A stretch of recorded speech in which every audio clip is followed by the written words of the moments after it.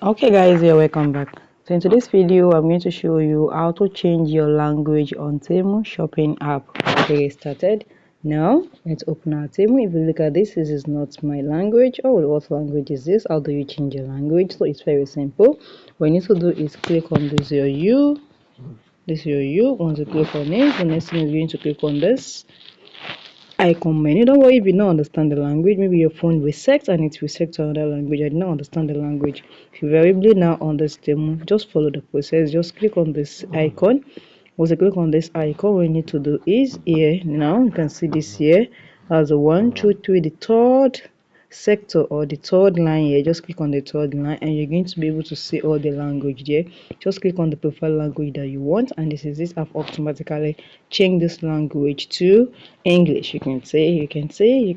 So guys, if you found this video helpful, smash the like button, drop a comment and subscribe.